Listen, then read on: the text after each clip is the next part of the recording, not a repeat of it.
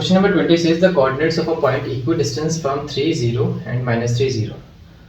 हमें बताने की एक पॉइंट है जो कि इन दोनों से इक्विडिस्टेंस पे है 3,0 और -3 0. ठीक है, एक पॉइंट है जो इन दोनों से इक्विडिस्टेंस पे हमें बताना है कि उसके कोऑर्डिनेट्स क्या है.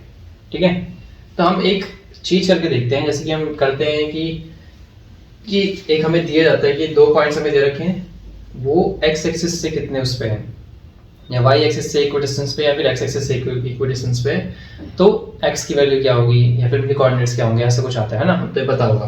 तो मैं मान लेता हूं कि ये दोनों y एक्सिस से इक्विडिस्टेंस पे है. ठीक है, y एक्सिस पे कोई कोऑर्डिनेट है तो ये उन दोनों से इक्विडिस्टेंस पे है. तो हमें यहाँ पे क्या करना है, दोनों कोऑर्डिनेट्स बताना है. कोऑर्डिनेट्स बताना इजी है, तो चलो करते हैं. इसका और इसका और इसका दोनों का क्या होगा, डिस्टेंस क्या होगा, सेम होगा. तो x2 - x1 फॉर्मूला लिख देता हूं पहले मैं. x2 - x1 का whole square plus y2 - y1 का होल स्क्वायर ब्रैकेट में 0. तो यहां पे क्या आ जाएगा, अंडर रूट. अब मैं इन दोनों को इक्वल रखूंगा. पहले मैं थोड़ा इरेज कर देता हूं.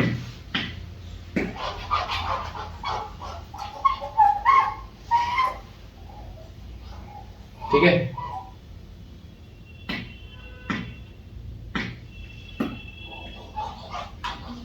अब मैं इसको भी इरेज कर देता हूँ और मैं सिंपल तरीके से करता हूँ. अब मेरा एक वो जो पॉइंट था वो क्या था, x और 0 है ना. y कोऑर्डिनेट पे है तो उसका y क्या होगा, 0 होगा.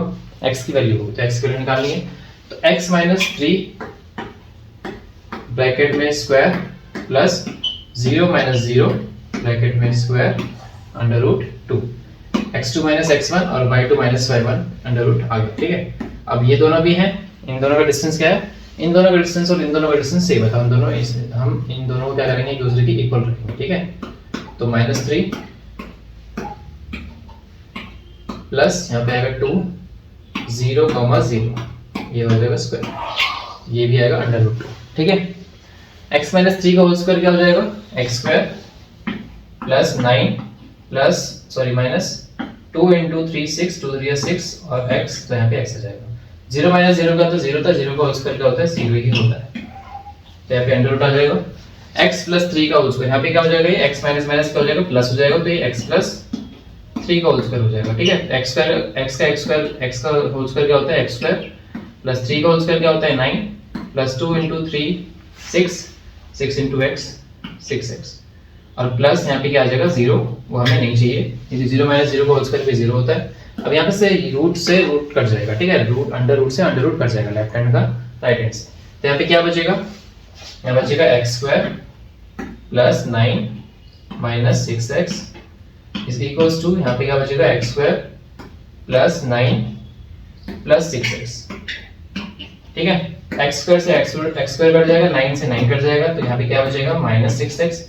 अब ये प्लस का 6x है तो इधर आके क्या हो जाएगा, माइनस का 6x इज इक्वल्स टू, यहाँ पे क्या बचा, जब सब कट गया तो 0 बचा.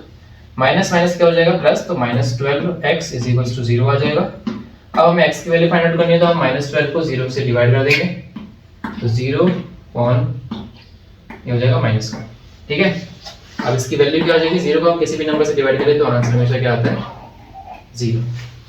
ठीक है, समझ में आया. तो यहाँ पे जो x की वैल्यू आई है क्या, 0 आई है. तो हमारा x का कोऑर्डिनेट भी 0 है, y का कोऑर्डिनेट भी 0 है. तो इसका मतलब वो कोऑर्डिनेट्स जो इन दोनों से इक्वल डिस्टेंस पे है, वो कोऑर्डिनेट कौन सा है, 0, 0.